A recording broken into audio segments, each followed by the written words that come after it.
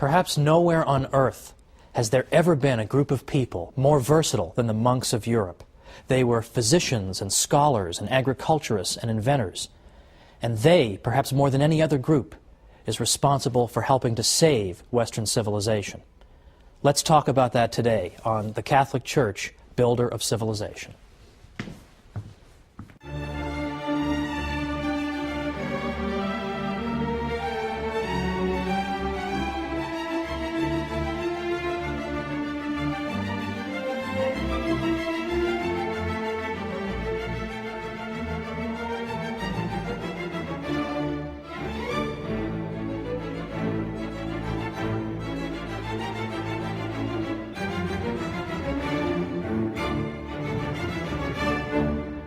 Welcome once again to the Catholic Church, Builder of Civilization.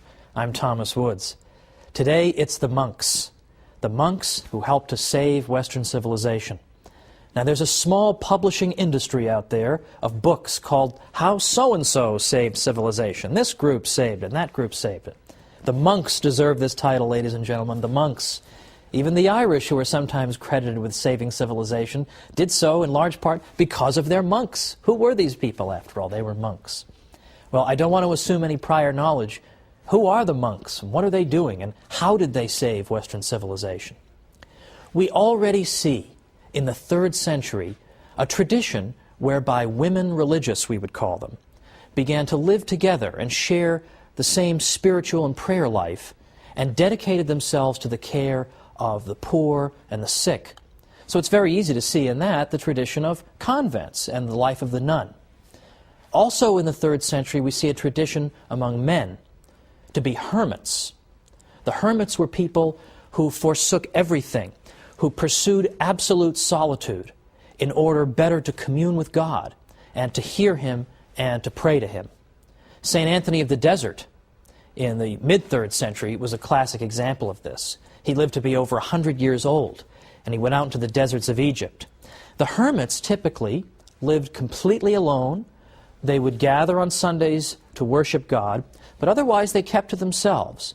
And they tended small vegetable gardens to support themselves, or they made baskets, but otherwise theirs was a life of extreme solitude. Now, in a certain sense, this is all well and good, and the Church has never altogether repudiated the tradition of hermit life. In fact, she's had a pope who was a hermit in the 1290s, Pope Celestine V. But right away, there were critics of the hermit's life, because the hermit, who lived apart from anyone who could provide him spiritual guidance, sometimes engaged in spiritual practices that were, well, rather questionable. Some of them engaged in, shall we say, penances that were exaggerated, or some of them would go out of their way to wait until food rotted before they would eat it. And this type of thing would go on, and a good many Catholics began to argue that this is not a healthy thing. This is not what God intends. This is not what Christ is calling you to. For example, in the Christian East, St. Basil the Great repeatedly said that the life of the hermit is not the Christian one, ideally, because what we should be doing is living among our fellow human beings, ideally. That would be the best solution. The monks should live in solitude, but in a sense a kind of communal solitude, with other monks, with other people who have in effect retreated from the world. Now it's important to understand the monks are not saying that the world is evil, therefore we retreat from it, or that spaghetti and meatballs and an ice cream sundae are all evil, so therefore I want to deprive myself of them and eat more simply. To the contrary, because Catholics believe in the goodness of the created world, what the monks are saying is that the world is wonderful, it's a great thing, it's filled with a great many delights, and that's why it's such a sacrifice for us to give them up to show how much we love God. One of my friends has sometimes explained it this way: it's one thing to bring flowers for your wife. It's quite another to bring her flowers on a rainy, miserable day, when she knows it was just an unbelievable ordeal for you to get those flowers and get back in the car and keep the vase from spilling over in the car. I've had plenty of experience with this, folks. This is exactly why the monks made sacrifices, to show how much they loved God. In the West, it was a man named Saint Benedict who argued that we need to have monks who live in a single place, and they live together, and they have the same spiritual regimen, and they live under the authority of an abbot. St. Benedict composed something called the Rule of St. Benedict, which was in effect an outline for how a monastery should be run. He wrote this around 529, and with the passage of time, this became the model for organizing monasteries. A monastery, of course, is where the monks live. And St. Benedict argued that the monks should live penitential lives, it's true, but not lives that are so penitential that it would disrupt their spiritual lives. We don't want that. We want them to live at the material level of about the average Italian peasant. That would be acceptable. They should get adequate sleep. They shouldn't do too much physical labor. They should be moderate in all things. Physical labor and prayer and study, and nothing out of moderation. The monasteries in Ireland were quite another story. There, the model, in effect, was working 14 hours a day, doing back-breaking labor, and then coming in and praying all the psalms. And this, it seemed to St. Benedict, was just too much, that you couldn't live a healthy spiritual life if you were being that rigorous with your physical body. Now, it should be mentioned, by the way, that the Irish monasteries attracted people from all over. They couldn't house them all, so they must have been doing something right. But this was St. Benedict's model. It was flexible, and it seemed to understand human nature very well. And it turns out that St. Benedict and his monks played an essential role in saving Western civilization at a critical moment and building up important parts of it. And yet, I will never forget, in my days as a professor in New York, after telling my class all about the monks and all the things they had done, I actually had a student say to me, "That's very interesting. Are there any monks today?" Well, that's just depressing, right? That she didn't even know there were still monks today. And so of course I told her, not only are there monks, I've got 1,000,000 friends who are monks. I realize that's perhaps somewhat unusual, but I have a great many friends who are monks. And let me tell you something, living in Manhattan as I did while I was getting my doctorate, you find that just about anything can go on in Manhattan. Nobody cares. Nobody's looking at you. You can have a weird haircut. Nobody cares. You could be on fire. Nobody cares. But I had a friend of mine who was on his way to becoming a monk. He hadn't taken his vows yet, and he came and visited me in his habit. And we went out for nachos at a local place. And I'll tell you, people will look away at anything, but if you're having nachos with a monk, they cannot take their eyes off it, apparently. This is just a bizarre sight, even for Manhattan. So, unfortunately, the monks don't have the high profile they once did, but they deserve our respect. Because, after all, what did the monks accomplish? Well, for one thing, apart from just copying texts, which we all know they did that laboriously, but they also did a lot of physical labor. For example, they cleared and reclaimed all kinds of land in Western Europe. Because what often happened is that people wanted to donate land to the monks as a good work. That's wonderful. Look at what I'm doing for the monks. But people would typically give the monks really crummy land. They want to help them, but they don't want to help them that much. So the monks often found themselves having to deal with land nobody really wanted. And a lot of times it was swampland. In those days, I mean, obviously a swamp has no value. It's just a source of pestilence. The monks would dike and drain the swamp and make it into fertile land. And a great many experts on the history of agriculture in Western Europe have said, for example, we owe the agricultural restoration of a great part of Europe to the monks. Another one said, wherever they came, they converted the wilderness into a cultivated country. They pursued the breeding of cattle and agriculture, labored with their own hands, drained morasses and cleared away forests. By them, Germany was rendered a fruitful country. And finally, every Benedictine monastery was an agricultural college for the whole region in which it was located. The monks introduced crops and industries and production methods that people hadn't known before. And they weren't afraid to work with their hands at a time when manual labor was looked down upon and despised.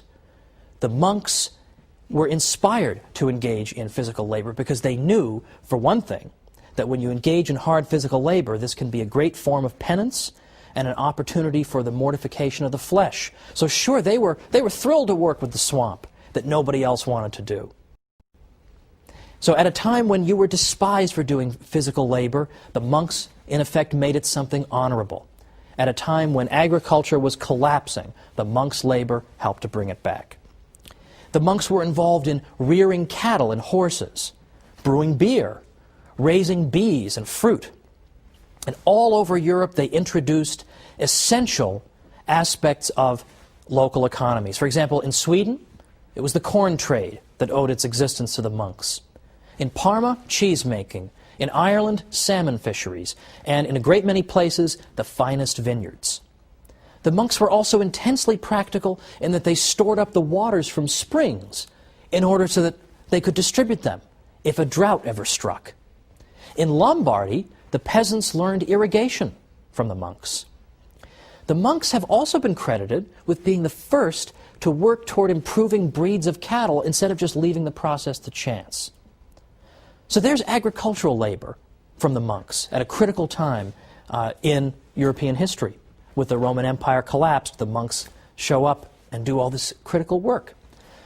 Beyond that, the monks pioneered in machinery and mechanization. The ancient world of Greece and Rome was not particularly heavily mechanized, but Europe of the Middle Ages changed all that. Particularly the Cistercians, which are a reform-minded group of monks from the late 11th century, they built water-powered factories at hundreds of their 742 monasteries around by the 12th century. They used water power for all kinds of purposes, for crushing wheat and fulling cloth and tanning. Far more mechanized were they than anything that had ever been seen in Europe up to that time.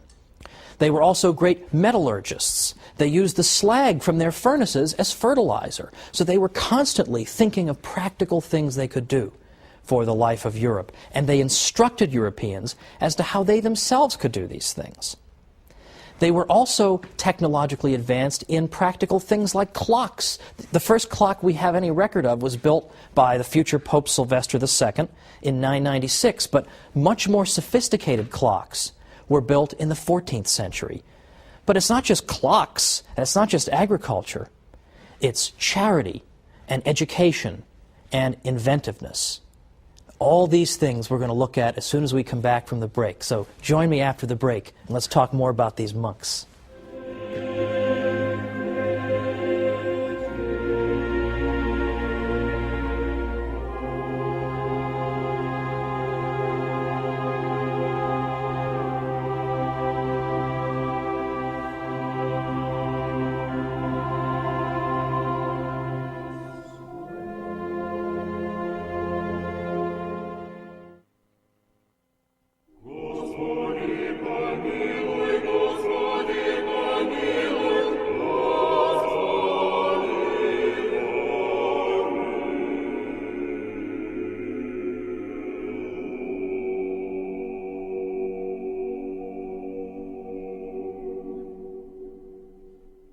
Welcome back to the Catholic Church, builder of civilization. I'm Thomas Woods, and we're talking about the monks today and their unsung heroism in helping to build and even save Western civilization at critical moments. Let me give you a little quotation from a French scholar writing about the achievements of the monks, because this sums it up in terms of their practical contributions. He writes, in effect, whether it be the mining of salt, lead, iron, alum, or gypsum, or metallurgy, or quarrying marble, running cutler's shops and glassworks, or forging metal plates, also known as firebacks, there was no activity at all in which the monks did not display creativity and a fertile spirit of research. Utilizing their labor force, they instructed and trained it to perfection. Monastic know-how would spread throughout Europe. In fact, even today, we're still only beginning to appreciate fully the extent of monastic technological cleverness. In the late 1990s, an archaeometallurgist at the University of Bradford named Jerry MacDonald found evidence in North Yorkshire, England, of a degree of technological sophistication that pointed ahead to the great machines of the 18th century Industrial Revolution. He found that the monks had built a furnace to extract iron from ore. Now, in the 16th century, which is when the period that that MacDonald is looking at, 16th century England, the typical one of these furnaces in the 16th century had not advanced very far over its ancient counterpart. It was very inefficient.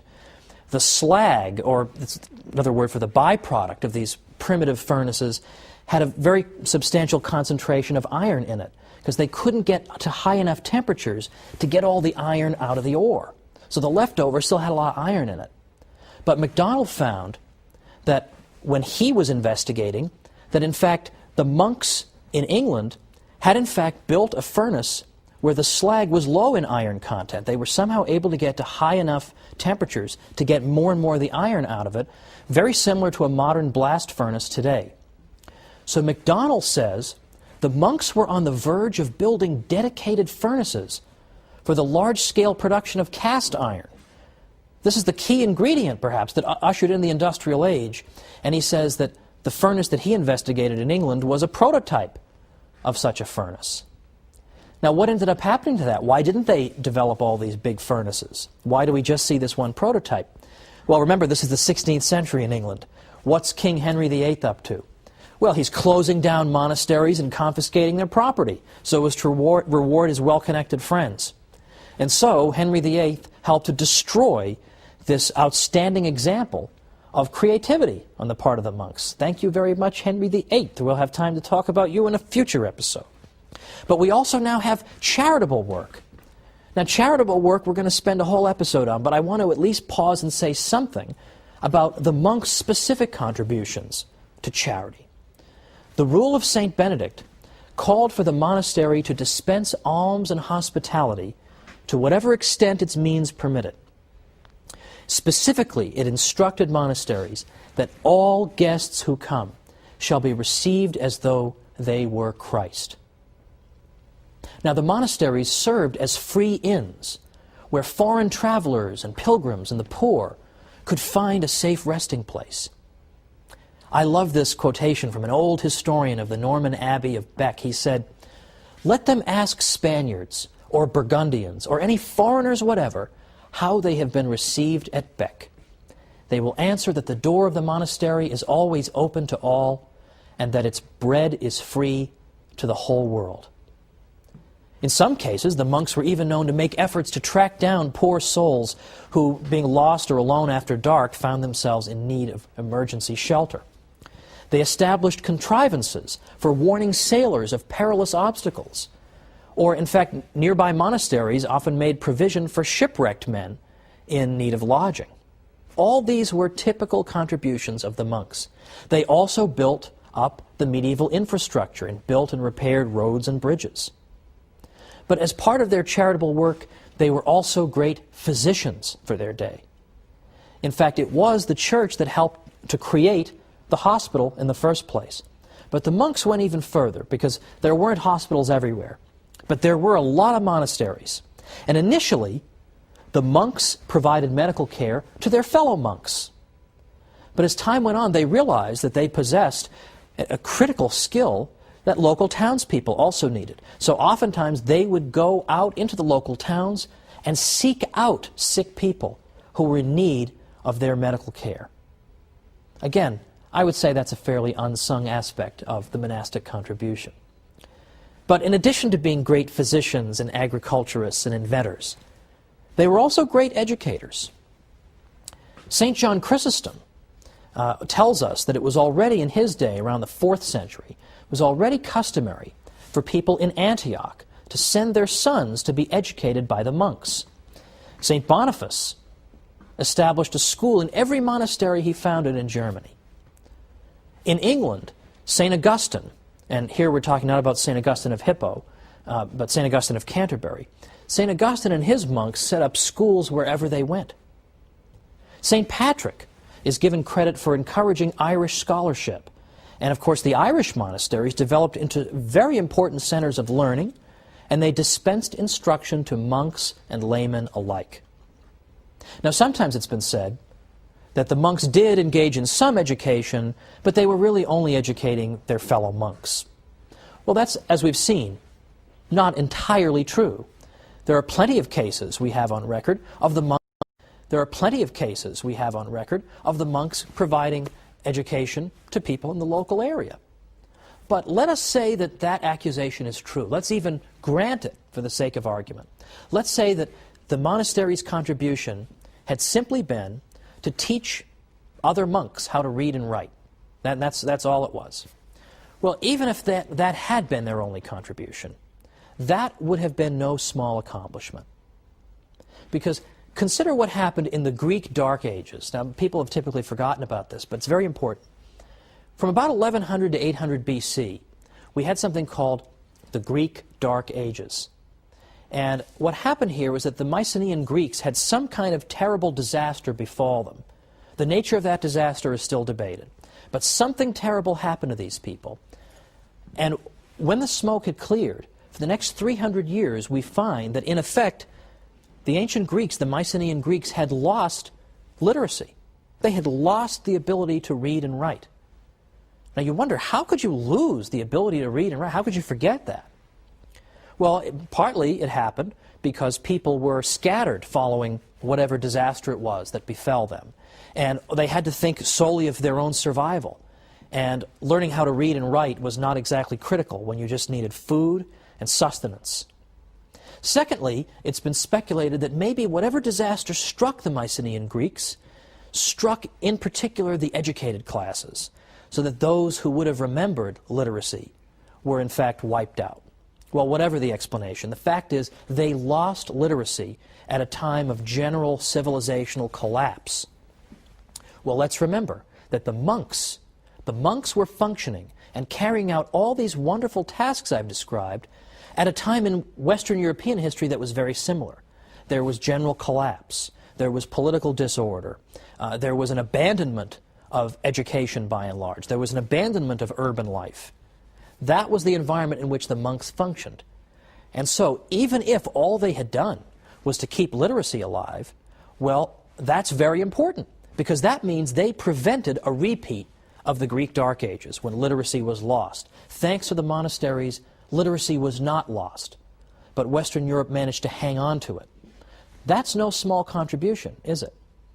In fact, the contributions of the monks have been so great that even scholars who are inclined to be unsympathetic to them have conceded it. And I've always tried to go out of my way, when I've written about Catholic history, to cite not only non-Catholics, but anti-Catholics when possible, so that people won't come back and say that I'm just picking and choosing among my sources. When people who don't even like the Catholic Church are saying, okay, the monks did a lot, that says something.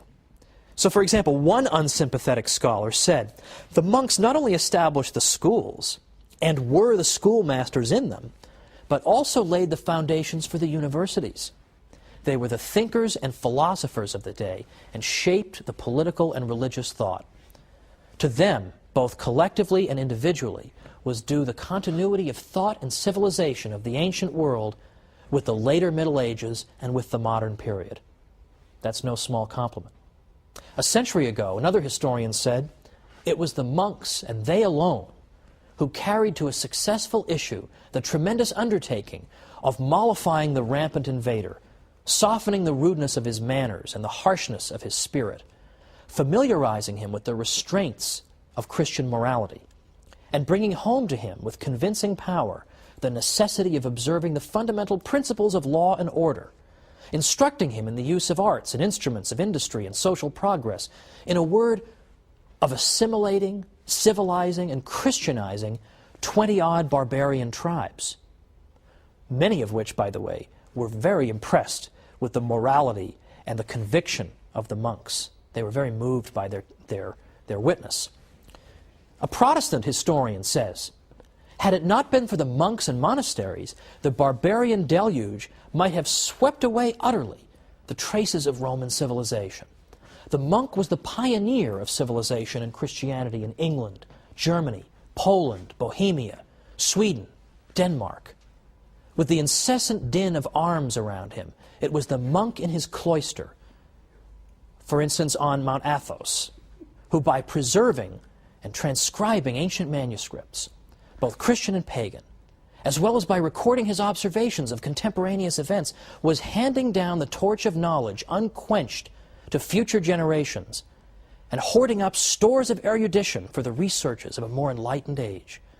The first musicians, painters, farmers, statesmen in Europe, after the downfall of imperial Rome, under the onslaught of the barbarians, were monks. Now these are critics of the monks. You can only imagine what their friends have to say. These are their critics. Here is the monastic contribution. And you'll notice that in this brief overview, I've not even mentioned, or at least hardly so, the contributions they made to the literature of the Western world by preserving ancient classics and indeed the Bible itself through laborious copying. Because that is the one thing that's conceded to us. The monks did this. But what I want to show you is they did so much else in so many areas, one can hardly even believe it. Now today we touched briefly on the subject of charity, because we saw the monks as great dispensers of charity. Guests are to be treated as if they were Christ himself. Well, that is a small part of the story of Catholic charity, which will occupy us next time. Catholic charity is one of these areas in which people will concede the Catholic Church has done wonderful things. But what I want to suggest to you is that even we Catholics don't realize just how great Catholic charity is. It's a far more extraordinary story than even we believe. So join me next time on the Catholic Church, Builder of Civilization. See you then.